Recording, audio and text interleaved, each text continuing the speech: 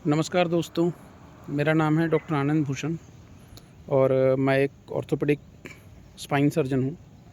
दूरबीन से स्पाइन का इलाज और जोड़ों का गठिए का इलाज का एक्सपर्ट हूँ, उसका विशेषज्ञ हूँ। और मैं अभी हूँ, एक शहर है उसका नाम है वापी, जो कि गुजरात में है, और इससे सटे एक शहर है दमन। तो मैं अभी वहाँ हूँ। हमारे एक कॉन्फ्रेंस है जो कि घुटने के गठिया के ऊपर है, जिसमें देश विदेश के बहुत सारे ऑर्थोपेडिक सर्जन आए हुए हैं। और घुटने की गठिया के बारे में ही, स्पेशली उसके जोड़ प्रत्यारोपण नी रिप्लेसमेंट के बारे में डिस्कशन है। 3 दिन से यहीं हूँ। तो चूँकि नी के बारे में ही इस पूरे वीक में चर्चा चली, तो मैंने सोचा एक पेशेंट एजुकेशन वीडियो बना लिया जाए, क्योंकि ये बहुत ही कॉमन तकलीफ़ है। अमूमन ओपीडी में आधे से ज़्यादा लोग का या तो कमर दर्द या फिर घुटने का दर्द, ये सबसे ज़्यादा कॉमन है।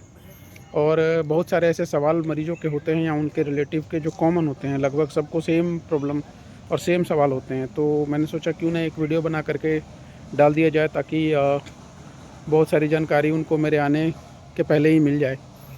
क्योंकि ये बीमारी लगभग इंडिया में क्या पूरे वर्ल्ड वाइड सबसे कॉमन बीमारी है, और इसकी और बढ़ने वाली है तादाद। रीज़न ये है कि सबकी लाइफ स्पैन बढ़ रही है। मेडिकली देखा जाए तो इसके नंबर्स बढ़ते हैं, क्योंकि अच्छे हेल्थ सर्विसेज की वजह से लाइफ स्पैन बढ़ रहा है। मेरे हिसाब से मैं समझता हूँ कि नी आर्थराइटिस में एक बहुत बड़ा डिसीजन लोगों के लिए या परिवार के लिए ये होता है कि हम इसका इलाज कहाँ कराएं और उसका अप्रोच कैसा हो, किससे कंसल्ट करें। ये एक बहुत बड़ा सवाल है एक्चुअली। तो उसके बारे में कुछ आइडिया देने की कोशिश करूँगा, अगर कुछ फ़ायदा हो तो। अगर आप को या आपके परिवार में किसी को या आपके घर के आसपास में किसी को अगर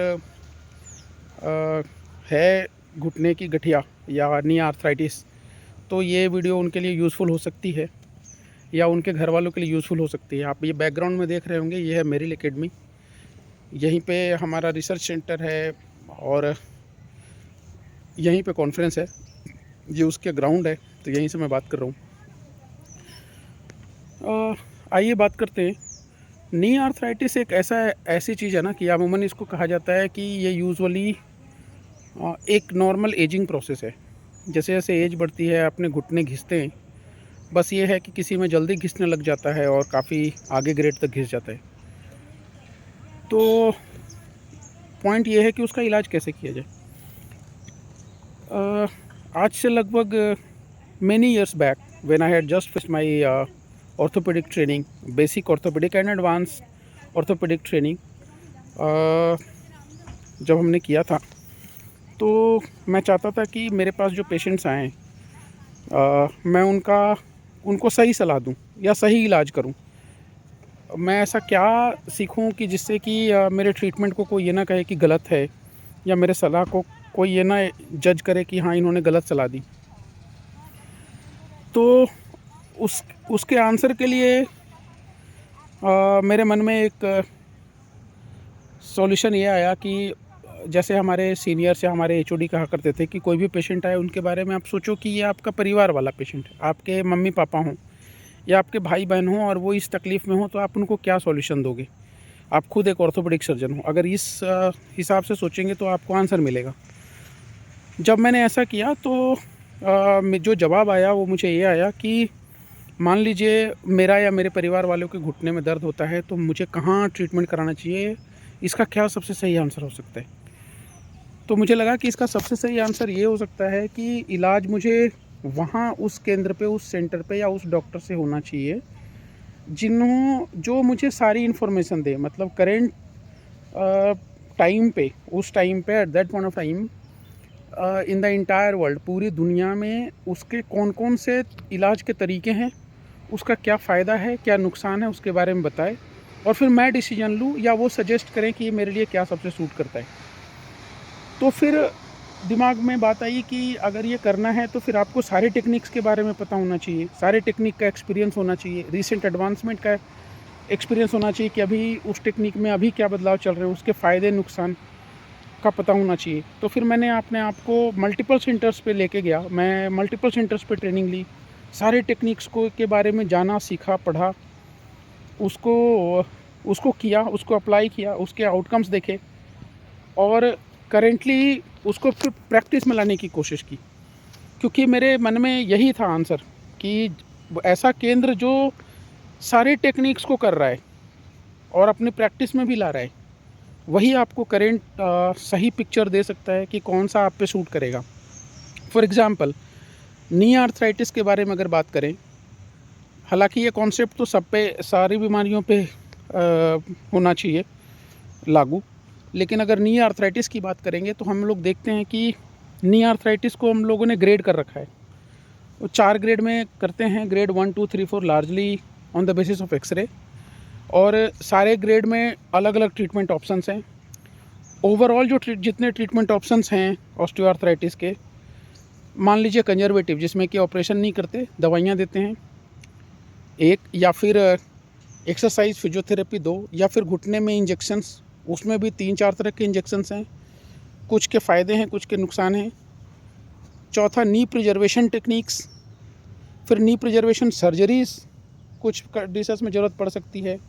फिर आया knee resurfacing and knee replacements, and finally MIS knee replacements, जिसमें कि कम मसल्स और हड्डियां काटनी पड़ती हैं। अब बात है कि इतने सारे टेक्निक, 7-8 तरह के टेक्निक, कौन सा आपको सूट करेगा ये आपको कैसे पता चलेगा?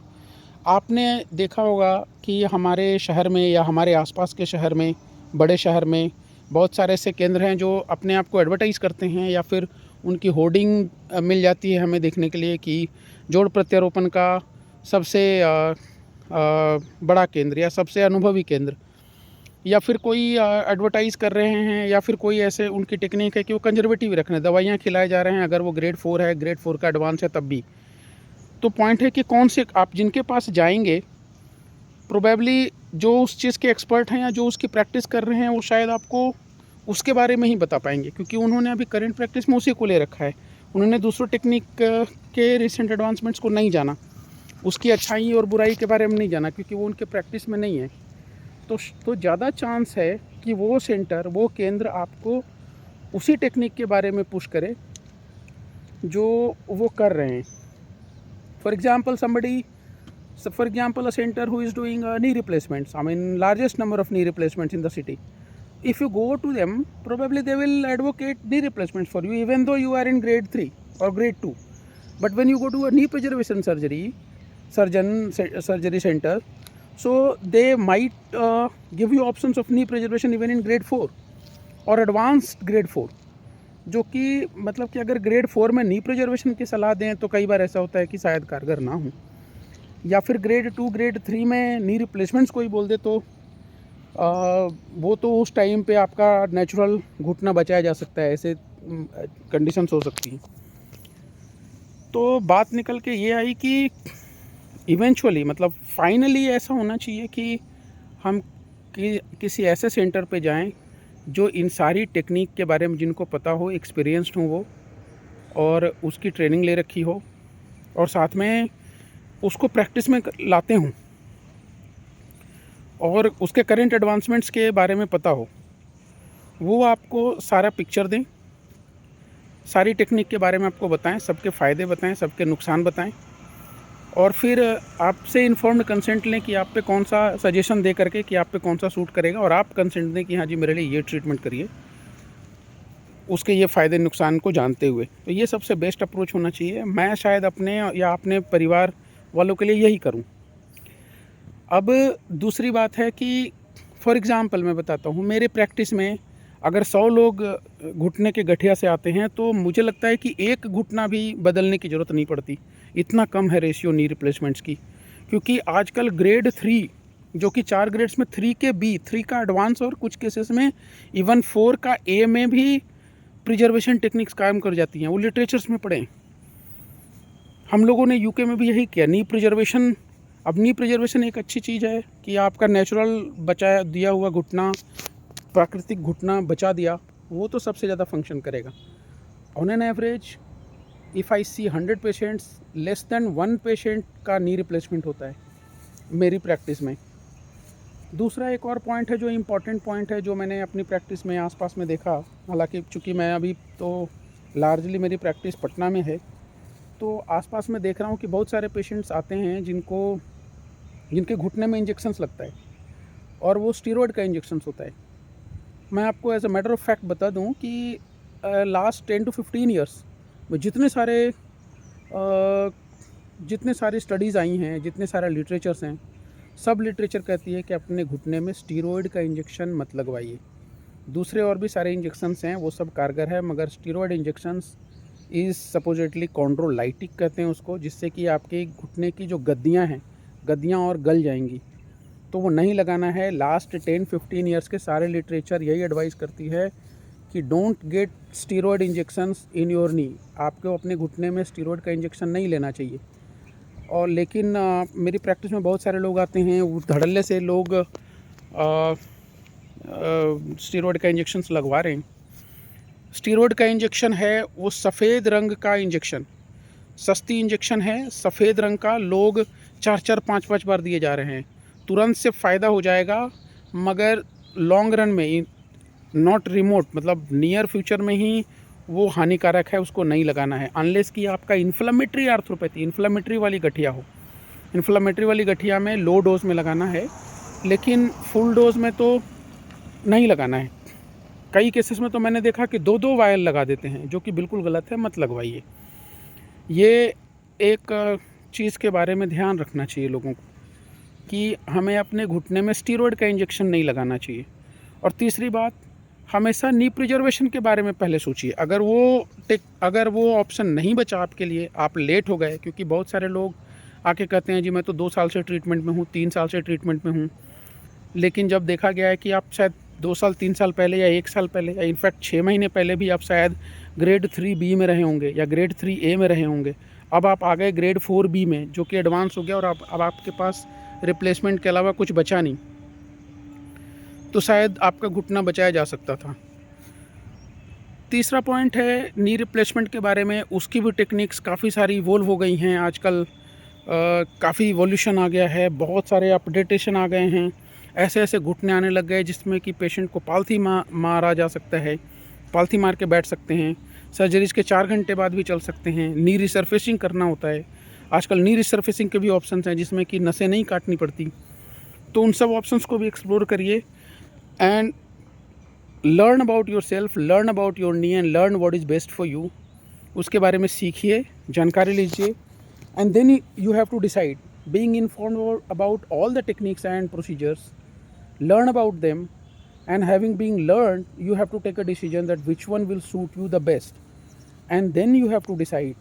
So you have to choose a center, or rather somebody who is known to me, or if I am in that condition, I will have to choose a center जहाँ पे कि all the techniques are being followed, all the procedures are being used in the practice, so that they can give me a right idea, real advice, good advice, correct advice, right approach with an ethical practice. इसके साथ ही मैं इस video को समाप्त करता हूँ। Thank you very much. और मैं एक एंडोस्कोपिक स्पाइन सर्जन हूँ जो कि दूरबीन से स्पाइन का इलाज करता है। वो बिहार, झारखंड और उस तरफ, उस पार्ट ऑफ वर्ल्ड में टोटल एंडोस्कोपिक स्पाइन, जो कि यूनिपोर्टल 0.8 सेंटीमीटर के चीरे से दूरबीन के द्वारा स्पाइन का बिना ऑपरेशन के इलाज करने का एकमात्र सेंटर है। और मैं दूरबीन से घुटने का भी इलाज करता हूं। अगर आपको कुछ सजेशंस देने हैं वीडियो से रिलेटेड, या फिर आपकी बीमारी के बारे में कुछ सजेशंस चाहिए या कुछ सवाल हैं, तो आप बेझिझक कमेंट सेक्शन में जाकर के पूछ सकते हैं, या फिर मेरा फ़ोन नंबर आपको मिल जाएगा मेरे चैनल पे। अगर आपने मेरे चैनल को सब्सक्राइब कर रखा है तो आपको फ़ोन नंबर किसी वीडियो में मिल जाएगा या उस चैनल पे मिल जाएगा, आप जाके सब्सक्राइब कर लीजिए अगर नहीं किया है तो। या फिर आपको गूगल पे भी मेरा फ़ोन नंबर मिल जाएगा, आप उस पर व्हाट्सएप कर सकते हैं। फ़ोन अगर मैं नहीं उठा पाता हूँ तो आप व्हाट्सएप करिए, अपने रिपोर्ट्स व्हाट्सएप करिए, MRI की रिपोर्ट्स, आपको फ्री सलाह भी देंगे। और आपको अगर कुछ गाइड करने के लिए आसपास में आपके डॉक्टर आपको लग रहा है कि सही सलाह आपको नहीं मिल रहा, कुछ डाउट लग रहा है, तो बेझिझक आप पूछ सकते हैं। Thank you very much.